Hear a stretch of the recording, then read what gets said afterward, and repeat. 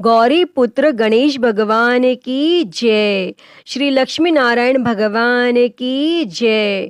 बोलिए तुलसी शालिग्राम जी की जय। श्री शिवाय नमस्तुभ्यम। प्रिय भक्तजनों, आज कार्तिक मास के कृष्ण पक्ष की द्वादशी तिथि है और आज रमा एकादशी के व्रत का पारण का दिन है। यानी जिन लोगों ने कल रमा एकादशी का व्रत रखा था वे आज अपना व्रत खोलेंगे और आज का दिन बड़ा ही शुभ और मंगलकारी है। एकादशी के व्रत के पारण के दिन तुलसी माता और लक्ष्मी माता जी की कथाओं को सुनने से ही व्रत पूर्ण माना जाता है और समस्त मनोकामनाएं पूर्ण होती हैं। और जिन लोगों ने व्रत नहीं भी रखा है उन्हें भी द्वादशी के दिन तुलसी माता की कथाओं को सुनने से धन संपत्ति और अनंत शुभ फलों की प्राप्ति होती है। तो भक्तजनों, आइए भगवान श्री लक्ष्मी नारायण जी के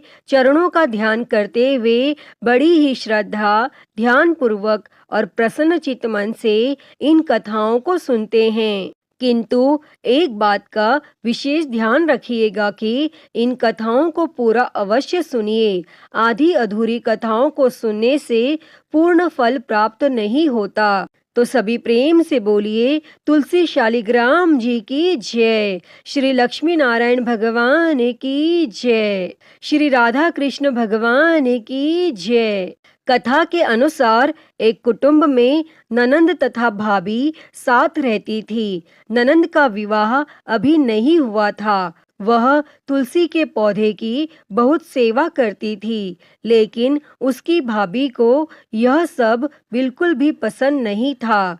जब कभी उसकी भाभी को अत्यधिक क्रोध आता तब वह उसे ताना देते हुए कहती कि जब तुम्हारा विवाह होगा तो मैं तुलसी ही बारातियों को खाने को दूंगी और तुम्हारे दहेज में भी तुलसी ही दूंगी। और कुछ समय बीत जाने पर ननंद का विवाह पक्का हुआ और विवाह के दिन भाभी ने अपनी कथनी के अनुसार बारातियों के सामने तुलसी का गमला फोड़ दिया और खाने के लिए कहा। लेकिन तुलसी माता की कृपा से वह फूटा हुआ गमला अनेकों स्वादिष्ट पकवानों में बदल गया और भाभी ने गहनों के नाम पर तुलसी की मंजरी से बने गहने पहना दिए और वे भी सुंदर सोने जवाहरात में बदल गए। और भाभी ने वस्त्रों के स्थान पर तुलसी का जनेऊ रख दिया और वह भी रेशमी तथा सुंदर वस्त्रों में बदल गया। और ननंद की ससुराल में उसके दहेज की बहुत प्रशंसा की गई और यह बात भाभी के कानों तक पहुंची। उसे बड़ा ही आश्चर्य हुआ। उसे अब तुलसी माता की पूजा का महत्व समझ आया और उस भाभी की एक लड़की थी। वह अपनी लड़की से कहने लगी कि तुम भी तुलसी की सेवा किया करो, तुम्हें भी बुआ की तरह फल मिलेगा। और वह जबरदस्ती अपनी बेटी से सेवा करने को कहती, लेकिन लड़की का मन तुलसी सेवा में नहीं लगता था और लड़की के बड़े होने पर उसके विवाह का समय आता है तब वह भाभी सोचती है कि जैसा व्यवहार मैंने अपनी ननंद के साथ किया था वैसा ही मैं अपनी लड़की के साथ भी करती हूँ, तो यह भी गहनों से लद जाएगी और बारातियों को खाने में पकवान मिलेंगे और ससुराल में इसे भी बहुत इज्जत मिलेगी। और तब यह सोचकर वह बारातियों के सामने तुलसी का गमला फोड़ देती है, लेकिन इस बार गमले की मिट्टी मिट्टी ही रहती है। मंजरी तथा पत्ते भी अपने रूप में ही रहते हैं और जनेऊ भी अपना रूप नहीं बदलता। तब सभी लोगों तथा बारातियों द्वारा भाभी की बुराई की जाती है और लड़की के ससुराल वाले भी लड़की की बुराई करते हैं और भाभी कभी अपनी ननद को नहीं बुलाती थी। तब भाई ने सोचा मैं बहन से मिलकर आता हूँ। तब उसने अपनी पत्नी से कहा और कुछ उपहार बहन के पास ले जाने की बात कही, लेकिन भाभी ने थैले में ज्वार भरकर कहा कि और कुछ नहीं है, तुम यही ले जाओ। और वह दुखी मन से बहन के पास चल दिया और वह सोचता रहा कि कोई भाई अपनी बहन के घर ज्वार कैसे ले जा सकता है। और यह सोच सोचकर वह एक गौशाला के पास रुका और ज्वार का थैला गाय के सामने पलट दिया।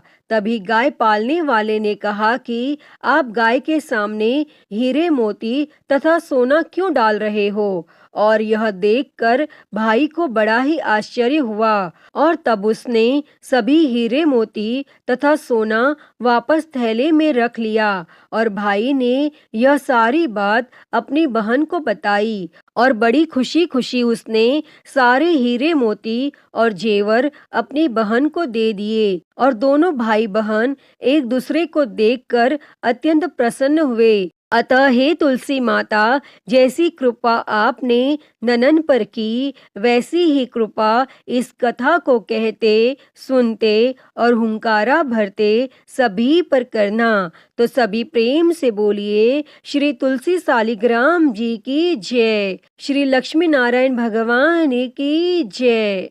प्रिय भक्तजनों, आइए अब तुलसी माता की अगली कथा को सुनते हैं। इस कथा को सुनने से एकादशी के व्रत का संपूर्ण फल मिल जाता है। प्रिय भक्तजनों, माता तुलसी से जुड़ी हुई एक कथा बहुत ही प्रचलित है। श्रीमद् देवी भागवत पुराण में इनके अवतरण की दिव्य लीला कथा भी बताई गई है।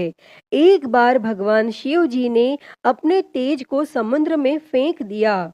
उससे एक महातेजस्वी बालक ने जन्म लिया।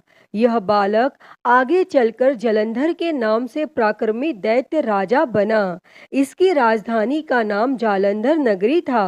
दैत्यराज कालनेमी की कन्या वृंदा का विवाह जालंधर से हुआ।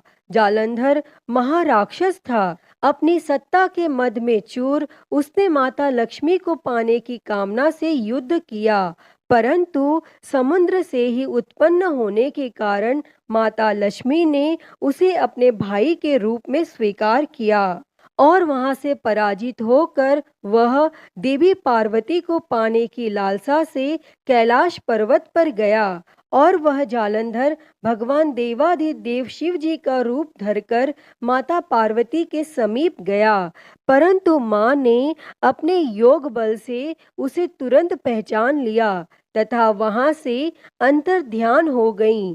तब देवी पार्वती ने क्रुद्ध होकर सारा वृत्तांत भगवान विष्णु को सुनाया और जालंधर की पत्नी वृंदा अत्यंत पतिव्रता स्त्री थी।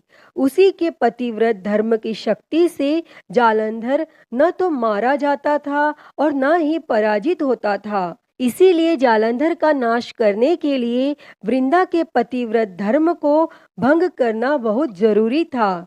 इसी कारण भगवान विष्णु ऋषि का वेश धारण कर वन में जा पहुंचे और जहां वृंदा अकेली भ्रमण कर रही थी और भगवान के साथ दो मायावी राक्षस भी थे, जिन्हें देखकर वृंदा भयभीत हो गई और भगवान विष्णु जो कि ऋषि के वेश में थे, उन्होंने वृंदा के सामने पल में दोनों को भस्म कर दिया और उनकी शक्ति देखकर वृंदा ने कैलाश पर्वत पर महादेव के साथ युद्ध कर रहे अपने पति जालंधर के बारे में पूछा। तब ऋषि ने अपने माया जाल से दो वानर प्रकट किए। एक वानर के हाथ में जालंधर का सिर था तथा दूसरे हाथ में धड़। और अपने पति की यह दशा देखकर वृंदा मूर्छित होकर गिर पड़ी और होश में आने पर उन्होंने ऋषि रूपी भगवान से विनती की कि वह उसके पति को जीवित करें। तब भगवान ने अपनी माया से पुनः जालंधर का सिर धड़ से जोड़ दिया, परंतु स्वयं भी वह उसी शरीर में प्रवेश कर गए। वृंदा को इस छल का जरा आभास न हुआ। जालंधर बने भगवान के साथ वृंदा पतिव्रता का व्यवहार करने लगी, जिससे उसका सतीत्व भंग हो गया। और ऐसा होते ही वृंदा का पति जालंधर युद्ध में हार गया। और इस सारी लीला का जब वृंदा को पता चला तो उसने क्रुद्ध होकर भगवान विष्णु को शीला होने का श्राप दे दिया तथा स्वयं सती हो गई। जहाँ वृंदा भस्म हुई वहाँ तुलसी का पौधा उगा। और भगवान विष्णु ने वृंदा से कहा, हे वृंदा, तुम अपने सतीत्व के कारण मुझे लक्ष्मी से भी अधिक प्रिय हो गई हो। अब तुम तुलसी के रूप में सदा मेरे साथ रहोगी। और जो कोई भी मनुष्य मेरे शालिग्राम रूप के साथ तुलसी का विवाह करेगा उसे इस लोक और परलोक में विपुल यश प्राप्त होगा। प्रिय भक्तों, जिस घर में तुलसी होती है वहाँ यम के दूत भी असमय नहीं जा सकते। गंगा व नर्मदा के जल में स्नान तथा तुलसी का पूजन बराबर माना जाता है। चाहे मनुष्य कितना भी पापी क्यों न हो, मृत्यु के समय उसके प्राण मंजरी रहित तुलसी और गंगा जल मुख में रखकर निकल जाते हैं। वह पापों से मुक्त होकर बैकुंठ धाम को प्राप्त होता है। जो मनुष्य तुलसी व आंवलों की छाया में अपने पितरों का श्राद्ध करते हैं उसके पितर मोक्ष को प्राप्त होते हैं। तो सभी प्रेम से बोलिए, तुलसी शालिग्राम जी की जय, श्री लक्ष्मी नारायण भगवान की जय। प्रिय भक्तजनों, आइए अब तुलसी माता और भगवान गणेश की कथा को सुनते हैं। इस कथा को सुने बिना तुलसी विवाह व्रत पूर्ण नहीं माना जाता। एक समय नव यौना संपन्न तुलसी देवी नारायण परायण होकर तपस्या के निमित्त से तीर्थों में भ्रमण करती हुई गंगा तट पर पहुंची। वहां पर उन्होंने गणेश जी को देखा, जो कि तरुण युवा लग रहे थे। अत्यंत सुंदर, शुद्ध और पीतांबर धारण किए हुए थे। आभूषणों से विभूषित थे। सुंदरता जिनके मन का अपहरण नहीं कर सकती, जो कामना रहित, जितेंद्रिय में सर्वश्रेष्ठ, योगियों के योगी तथा जो श्री कृष्ण की आराधना में ध्यान रत थे। उन्हें देखते ही तुलसी का मन उनकी ओर आकर्षित हो गया। तब तुलसी उनका उपहास उड़ाने लगी। तब ध्यान भंग होने पर गणेश जी ने उनसे उनका परिचय पूछा और उनके वहां आगमन का कारण जानना चाहा। और भगवान गणेश जी ने कहा, माता, तपस्वी का ध्यान भंग करना सदा पापजनक और अमंगलकारी होता है। शुभे भगवान श्री कृष्ण आपका कल्याण करें। मेरे ध्यान भंग से उत्पन्न दोष आपके लिए अमंगल कारक ना हो। तब इस पर तुलसी जी ने कहा, प्रभु, मैं धर्मात्मज की कन्या हूँ और तपस्या में संलग्न हूँ। मेरी यह तपस्या पति प्राप्ति के लिए है, अतः आप मुझसे विवाह कर लीजिए। और तुलसी की यह बात सुनकर बुद्धि श्रेष्ठ गणेश जी ने उत्तर दिया, हे माता, विवाह करना बड़ा भयंकर होता है। मैं ब्रह्मचारी हूँ। विवाह तपस्या के लिए नाशक, मोक्ष द्वार के रास्ते बंद करने वाला, भव बंधन की रस्सी, संशयों का उद्गम स्थान है। अतः आप मेरी ओर से अपना ध्यान हटा लें और किसी अन्य को पति के रूप में तलाश करें। तब कुपित होकर तुलसी ने भगवान गणेश जी को श्राप देते हुए कहा कि आपका विवाह अवश्य होगा। तब यह सुनकर शिवपुत्र गणेश ने भी तुलसी को श्राप दिया कि देवी, तुम भी निश्चित रूप से असुरों द्वारा ग्रस्त होकर वृक्ष बन जाओगी। और इस श्राप को सुनकर तुलसी जी ने व्यथित होकर भगवान श्री गणेश की वंदना की। तब प्रसन्न होकर गणेश जी ने तुलसी से कहा, हे मनोरमे, तुम पौधों की सारभूता बनोगी और समयानंतर से भगवान नारायण की प्रिया बनोगी। सभी देवता आपसे स्नेह रखेंगे, परंतु श्री कृष्ण के लिए आप विशेष प्रिय रहेंगी। आपकी पूजा मनुष्यों के लिए मुक्तिदायिनी होगी। तथा मेरे पूजन में आप सदैव त्याज्य रहेंगी। ऐसा कहकर गणेश जी पुनः तप करने चले गए और इधर तुलसी देवी दुखित हृदय से पुष्कर में जा पहुंची और निराहार रहकर तपस्या में संलग्न हो गईं। तत्पश्चात गणेश जी के श्राप से वह चिरकाल तक शंखचूर्ण की प्रिय पत्नी बनी रही। जब शंखचूर्ण शंकर जी के त्रिशूल से मृत्यु को प्राप्त हुआ तो नारायण प्रिया तुलसी का वृक्ष रूप में प्रादुर्भाव हुआ और इस कथा में बताई गई वजह से ही भगवान श्री गणेश की पूजा में तुलसी निषिद्ध मानी गई है।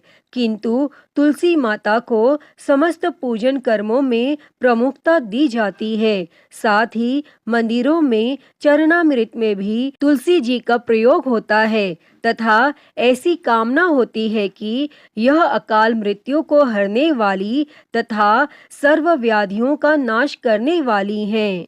तो सभी प्रेम से बोलिए श्री तुलसी शालिग्राम जी की जय, श्री लक्ष्मी नारायण भगवान की जय। प्रिय भक्तजनों, तो आइए अब सुनते हैं तुलसी माता से जुड़ी हुई एक और कहानी। एक बुढ़िया माई थी। वह तुलसी माता को रोज सींचती और कहती कि हे तुलसी माता, सबकी दाता, मैं तेरा बिड़ला सींचती हूँ, मुझे बहू दे, पीताम्बर की धोती दे, मीठा मीठा घास दे, बैकुंठ में वास दे, चटक की चाल दे, पटक की मौत दे, चंदन का काठ दे, रानी सा राज दे, दाल भात का भोजन दे, ग्यारस की मौत दे, कृष्ण जी का कंधा दे। और वह बुढ़िया माई रोज तुलसी माता को सींचती और यही कहती। तब तुलसी माता यह सुन सुनकर सूखने लगीं। तो एक दिन भगवान श्री कृष्ण ने पूछा कि हे तुलसी, तुम क्यों सूख रही हो? तब तुलसी माता ने कहा कि एक बुढ़िया रोज आती है और यही बात कह जाती है, मैं सब बात तो पूरा कर दूंगी, लेकिन कृष्ण का कंधा कहाँ से लाऊंगी? तब भगवान श्री कृष्ण बोले, जब वो मरेगी तो मैं अपने आप कंधा दे दूंगा, तू बुढ़िया माई से कह देना। और फिर जब बुढ़िया माई मर गई, सब लोग आ गए और जब माई को ले जाने लगे तो वह किसी से न उठी। तब भगवान एक 12 बरस के बालक का रूप धारण करके आए। तब उस बालक ने कहा, मैं माई के कान में एक बात कहूंगा तो बुढ़िया माई उठ जाएगी। और बालक ने कान में कहा, बुढ़िया माई मन की निकाल ले, पीताम्बर की धोती ले, मीठा मीठा घास ले, बैकुंठ का वास ले, चटक की चाल ले, पटक की मौत ले, कृष्ण जी का कंधा ले। तब यह सुनकर बुढ़िया माई हल्की हो गई। तब भगवान श्री कृष्ण ने कंधा दिया और बुढ़िया माई को मुक्ति मिल गई। हे तुलसी माता, जैसे आपने उस बुढ़िया माई को मुक्ति दी, वैसी ही मुक्ति इस कथा को कहते, सुनते और हुंकारा भरते को देना। तो बोलिए तुलसी माता की जय, वृंदावन बिहारी लाल की जय। प्रिय भक्तजनों, तो मैं उम्मीद करती हूँ कि आपको आज की यह कथाएं बहुत ही पसंद आई होंगी और अगर वीडियो अच्छी लगी हो तो इसे लाइक करें, ज़्यादा से ज़्यादा शेयर करें और कमेंट बॉक्स में तुलसी माता की जय लिखना ना भूलें और महाकाल भक्ति ज्ञान चैनल को सब्सक्राइब कर नोटिफिकेशन बेल को ज़रूर ऑन कर लें। हर हर महादेव। धन्यवाद।